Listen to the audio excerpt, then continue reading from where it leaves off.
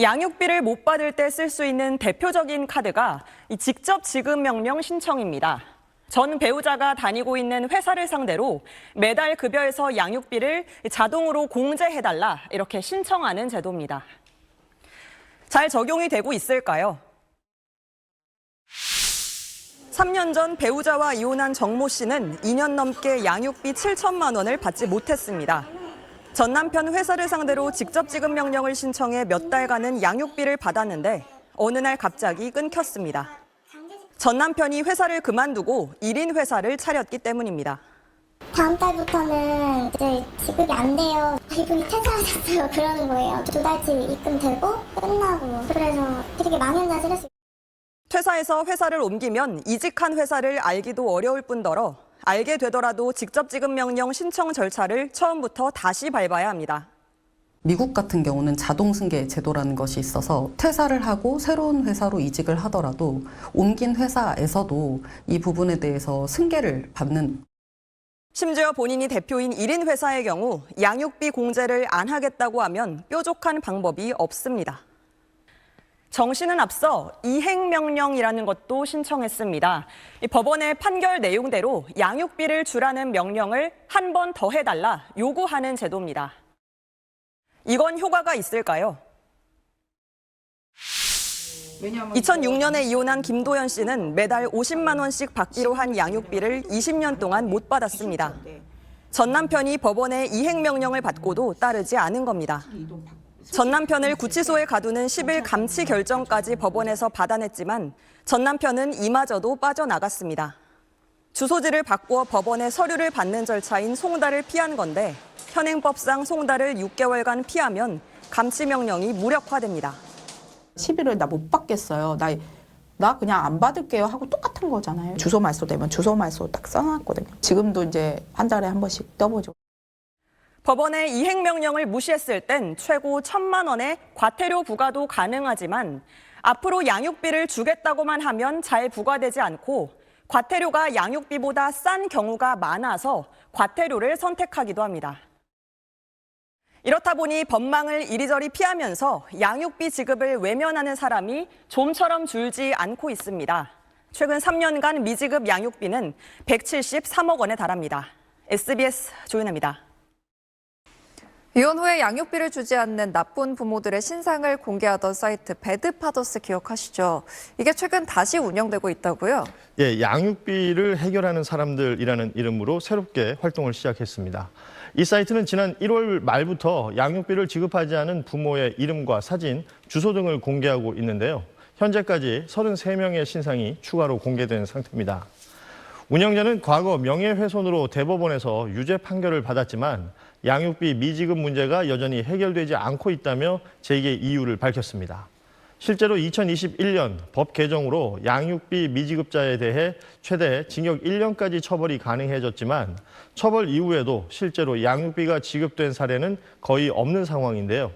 다만 최근 유튜버 등의 무분별한 신상 공개로 인한 2차 피해가 사회적 문제로 떠오르면서 아무리 공익 목적이라 하더라도 개인이 나서는 사적 제재는 위험하다는 시각이 지배적입니다.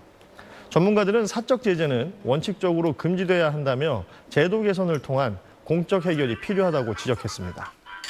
두 번째 사건입니다. 배드파더스란 말 들어보셨나요? 이혼 후에 아이들의 양육비를 나 몰라라 지급하지 않는 나쁜 아빠들을 부르는 단어입니다. 가정 파탄에 책임이 있는 한 전직 격투기 도장 관장이 자기 쓸 돈 다 쓰면서 아이들의 양육비는 안 주고 있다는 제보가 들어왔습니다. 먼저 아이들과 힘들게 생활하고 있다는 엄마의 얘기를 들어보시죠. 아이가 이제 불도 지나지 않은 상황에서 그런 일이 벌어진 거거든요. 도장에서 나와서 둘이 손잡고 가는 모습부터 술집에서 키스하는 현장까지도 제가 직접 다 찍어서 소송을 진행했고 일부 승소를 받았어요. 조정을 통해서 150만 원씩 지급을 해야 되나라고 했는데 지급을 안 하기 시작했고 그런 부분들이 너무 괘씸하고 좀 속 터지는 상황이라서 자, 이혼의 귀책 사유가 전 격투기 도장의 관장, 그러니까 전 남편한테 있네요. 그렇습니다. 지금 제보자가 결혼한 게 2016년이고 7년간 결혼 생활 유지를 하면서 두 자매를 키웠다라고 합니다. 네. 그리고 이제 제보자 전 남편이 이렇게 이제 격투기 도장을 운영을 했었는데 그 2021년도 11월, 그러니까 이제 둘째 아이가 돌이 갓 지난 그때 시점에 이 제보자가 이 남편이 이 그 도장에 있는 그 회원하고 이렇게 이제 불륜 사실이 있다라는 걸 알게 됐다라고 합니다. 그러니까 정리를 해보면 2020년도에 이제 제보자가 둘째 아이를 임신을 하고 있었는데 그때 이 남편이 그때 당시 이제 도장의 회원으로서 한 인플루언서가 왔다라고 하거든요. 그러면서 전 남편이 그 인플루언서한테 애기야라고 하면서 부르는 그런 이제 문자 내용을 아이고. 발견을 하게 됐다라고 합니다. 네. 그러고 나서 이제 들켰기 때문에 잘못했다, 안 만나겠다 이렇게 이야기를 해놓고 그 다음 해에 또 이제 이 도장에서 나오면서 같이 손잡고 나오는 모습을 이 제보자한테 들켰고요. 네. 그 술집에서도 스킨십 하는 모습을 이제 들키게 되면서 그래서 제보자가 못 참고 이혼까지 하게 됐다라고 합니다. 아까 지금 말씀하신 내용들이 영상과 사진으로 나왔었는데 네. 자, 이 남편은 사실은 유복한 집에서 자란 사람이라고 합니다. 자, 제보자, 그러니까 아내는 이런 불륜 현장을 목격한 직후에 시댁으로 찾아갔다고 합니다. 당신 아들이 바람을 피웠습니다. 라면서 시부모님과 함께 사실관계를 따져봤다고 하는데요. 이 당시의 상황이 녹음이 됐습니다. 들어보시죠. 너 걔하고 바람 피고 있냐? 이거 무슨 애기 뭐니 이런 문자를 막 이렇게 주고받고 그러니까 똑바로 대답해. 바람 폈어? 바람 폈다라고 얘기한 적 없고 식사 제가 몇 번 해가지고 했었었고 그다음에 문자 온 거 방송 콘텐츠 제작하는 것 때문에 그렇게 얘기를 했던 거고. 혜연이랑 밥 먹으면 바람 아니죠. 손잡고 다니고 팔짱 끼고 다니고 봤어? 증거 있어? 봤다고요. 제 눈으로 봤다고요.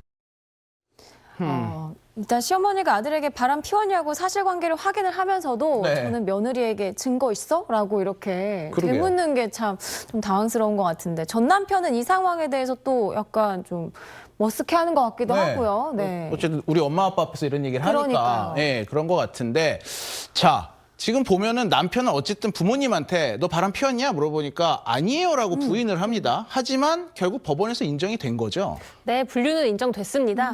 이 제보자가 상간녀와 남편을 상대로 상간 소송을 제기를 했습니다. 네네. 당신들이 바람 피웠으니까 나한테 위자료를 지급해라라는 소송인데요. 네네. 바람 피운 게 인정이 돼서 결국 위자료 2천만 원을 지급하라라는 판결이 나왔습니다. 네. 뿐만 아니라 이 남편과는 2023년 10월 이혼 조정으로 이제 최종적으로 이혼이 되는데요. 제보자가 두 아이의 양육권을 가지고 오고 대신 이 남편이 양육비를 줘라라는 조정이 됐습니다. 구체적으로는 이 소송을 하던 2년간의 기간 중에는 과거 양육비라고 해서 2천만 원을 지급해야 되고 네. 장래 양육비 그러니까 아이들이 성인이 될 때까지의 양육비는 2024년까지는 자녀 한 명당 50만 원, 그러니까 총 100만 원. 네. 그 이후부터 이제 자녀가 성인이 될 때까지는 자녀 한 명당 75만 원. 총 150만 원을 지급하라라고 조정이 됐습니다. 매달 줘야 되는 거죠? 그렇습니다. 네. 근데 문제는 2024년 6월부터 이 전 남편이죠. 전 남편이 양육비를 전혀 지급을 하지 않는 겁니다. 2년째 안 주고 있네요. 그렇죠. 그러니까 몇 천만 원이 쌓인 거고요. 네. 게다가 사실 이 조정 결정문 보면 아빠가 아이들을 뭐 한 달에 한 번 이런 식으로 볼 수 있게 면접 교섭권이 있거든요. 그렇죠. 4년 동안 아이들을 한 번도 보지 않았다고 합니다. 진짜 문제는 이제 지금부터 시작이 되는데요. 이런 식으로 법원이 정한 양육비도 안 주는 이른바 배드파더스들이 문제가 되는 게 이혼한 배우자와 아이들의 생활이 막막해지기 그렇죠. 때문이잖아요. 자, 게다가 이 격투기 관장은 아예 아이들 보러 오지 않는다고 또 송 변호사님이 전해주셨는데 그럼 지금 제보자와 아이들은 어떻게 생계를 이어가고 있나요? 일단 제보자가 회사를 다니고 있어서 그걸로 생활비랑 양육비를 충당을 하고는 있는데요. 제보자가 아이를 낳으면서 경력이 단절됐다고 해요. 그래서 네. 다시 일을 구하니까 계약직에 좀 낮은 연봉의 직을 지금 일을 하고 있어서 좀 부족한 상황이고 그렇죠. 이 전 남편이 사실은 2천만 원이라는 과거 양육비도 일부만 지급을 했거든요. 네. 근데 제보자가 이거에 대해서는 이행 명령을 신청을 하셨습니다. 네네. 그래서 이 과거 양육비도 월 60만 원을 지급해야 된다라는 이행 명령이 내려왔고요, 법원에서. 근데 만약에 이제 이 전 남편이 이거를 이행하지 않으면 그러니까 감옥 갈 수도 있어요. 그러니까 이게 무서워서 월 60만 원씩만을 낸다고 합니다. 그러니까 과거 양육비를 분할해서 내고 있는 거죠. 근데 이마저도 사실은 너무 부족해서 그렇죠. 뭐 주말 알바까지 해서 제보자가 지금 양육비를 대고 있는 상황이라고 합니다. 네. 정말 빡빡할 것 같습니다. 당연히 제보자는 전 남편에게 양육비 달라라고 수차례 요청했다고 합니다. 하지만 그때마다 돌아온 답변, 사정이 좋지 않다였습니다. 이 당시 남편과 주고받은 카톡을 한번 보시죠.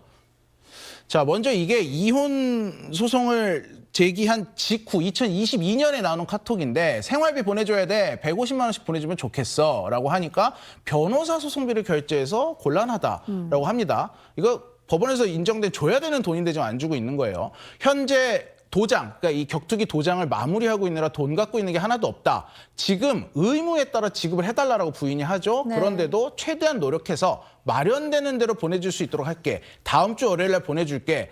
라고 했지만 보내지 않았습니다. 그래서 네. 1월 양육비 미지급을 확인해달라고 다시 보내니까 지금 돈이 없다. 라고 또 얘기를 하고 있는 모습입니다.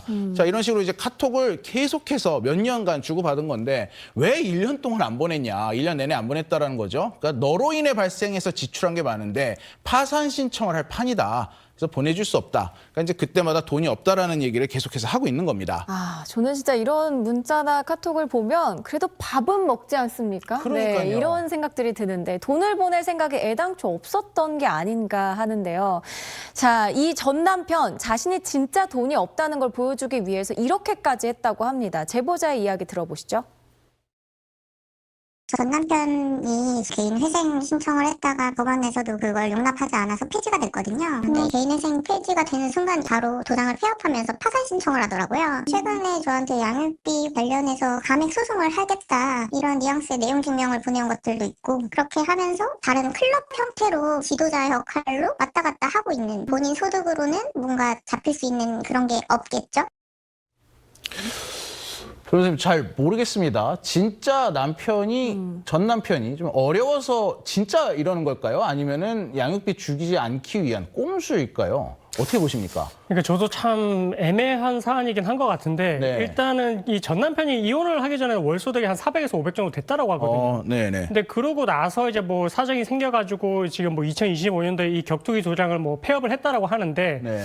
근데 그러고 나서도 사실은 이제 그 뭐 폐업을 하기 전까지 회원도 많았다라고 제보자는 주장을 하고 있는 걸로 봤을 때는 어느 정도 소득이 있었던 사람인데 이후에 지금 이 폐업을 하고 나서도 계속 뭐 협회 뭐 이런 강좌라든지 지도를 하는 걸로 봤을 때는 소득이 있을 걸로 충분히 추정이 되는데 그럼에도 불구하고 지급을 하지 않고 있다는 자체가 정말로 이 본인의 경제적인 사정이 어려워서 그런지는 모르겠지만 근데 시댁도 부유하다고 했지 않습니까? 네. 특히나 이제 양육비 같은 경우는 자녀의 복리이기 때문에 그럼 좀 지원도 해줄 수 있는 상황인데 그럼에도 불구하고 본인은 지금 4천만 원에 상당한 오토바이를 타고 다닌다고 하거든요. 화면에 나오는 저 오토바이인가 보네요. 그렇습니다. 네. 이런 걸로 봤을 때는 정말로 이 사람이 정말 양육비를 지급할 그런 의지가 있는지 뭐 이런 부분들이 의심스러운 상황인 것 같습니다. 자, 뉴스헌터스에서는 이 전 남편의 얘기도 들어보려고 전화 통화를 시도했지만 끝내 저희 연락을 받지 않았습니다. 네, 뭐 앞서 본 전 남편 측 주장대로 진짜 양육비를 주지 못하는 상황일 수도 있겠죠. 네, 하지만 네, 이번 사례처럼 뭐 악용이 될 수도 있을 것 같은데 뭐 어떤가요? 지금은 파산 신청 같은 걸 일부러 해서 뭔가 회피를 할 수도 있지 않나 하는 생각이 들거든요. 일단은 양육비를 주지 않는 부모의 경우가 너무 많죠. 네. 근데 이분들이 뭐 법적으로 어떤 기교를 부리거나 꼼수를 쓴다기보다 그냥 무작정 배째라 하는 경우가 더 많습니다. 아, 네, 네. 사실 파산이나 회생을 해도 양육비는 지급을 해야 돼요. 네. 이게 비면책 채권이기 때문에 파산 회생과는 관련이 없습니다. 네네. 근데 이 경우 이 남편은 방금 제보자 얘기를 들어보면 양육비 감면 신청을 할 거다 이런 얘기도 있다고 해요. 네네. 이게 뭐냐면 이혼했을 때는 내가 돈이 좀 있었는데 남편 입장에서 갑자기 내가 어려워졌기 때문에 양육비를 좀 깎아달라고 법원에 신청을 하는 거거든요. 그러니까 파산 회생 신청을 하면서 내가 이 정도로 어렵다라는 증거 자료로 쓸 수는 있겠죠. 네. 다행인 것은 양육비 감면이 아주 잘 받아들여지지는 않습니다. 네. 자, 배드파더스 신상을 공개하는 사이트도 있었잖아요. 있었죠. 네, 사적 제재 논란으로 폐쇄됐던 사이트가 최근 다시 열렸다고 합니다. 자, 양육비 미지급을 아동학대로 봐야 된다라는 주장까지 나올 정도로 사회적으로 문제가 심각한데요. 제도 개선이 시급해 보입니다. 오늘 저희가 준비한 사건 여기까지입니다. 두 분 말씀 감사합니다. 6년 전 이혼한 안모 씨는 두 자녀를 홀로 키우고 있습니다. 전 남편은 매달 100만 원씩으로 정해진 양육비를 거의 보내지 않았습니다. 6년간 밀린 양육비가 6,700만 원. 그런데 오늘 아침 전 남편으로부터 갑자기 11만 원이 입금됐습니다. 양육비 선지급제 신청을 막으려는 시도로 보입니다. 이제는 화가 안 나요. 그냥 기 막히기만 해요. 몰랐는데 역시는 역시구나. 진짜 주기 싫구나. 애들 한 명당 55,000원으로 그냥 끝내고 싶구나. 양육비 선지급제는 양육비를 못 받고 있는 한부모 가정에 정부가 미성년 자녀 1인당 최대 월 20만 원씩 지급하고 비양육자로부터 추후 회수하는 제도입니다. 양육비를 받기 위해 소송 등 노력을 했는데도 직전 3개월간 또는 정한 횟수에서 3회 연속으로 양육비를 한 푼도 받지 못했고 중위소득 150% 이하여야 신청 자격을 얻습니다. 석 달 내에 비양육자가 조금이라도 돈을 보냈다면 신청 자격이 없습니다. 안 씨의 경우 매달 40만 원씩 받을 수 있었는데 전 남편의 꼼수로 못 받게 된 겁니다. 한 달에 10,000원, 10만 원 뭐 이렇게만 보내도 선지급제에서 제외되니까 나머지는 안 보내도 되겠다 이렇게 생각하는 사람도 많을 거고. 한부모 가족들 커뮤니티에선 1년 가까이 양육비를 안 주다가 지난달 7만 원이 입금됐다는 등 비슷한 사례들이 공유되고 있습니다. 여성가족부는 제도 시행 이후 비정기적이고 악의적인 양육비 지급 사례 등을 검토해 추가 지침을 마련하겠다고 밝혔습니다. 올해 선지급제로 수혜를 입을 미성년 자녀는 최대 13,500명. 이들이 피해를 보지 않도록 악의적인 꼼수 지급, 소액 지급을 걸러낼 명확한 기준이 필요합니다. 또 선지급 양육비를 제때 회수할 수 있도록 채무자 재산 조회 등 시스템 구축도 서둘러야 합니다. SBS 정성진입니다.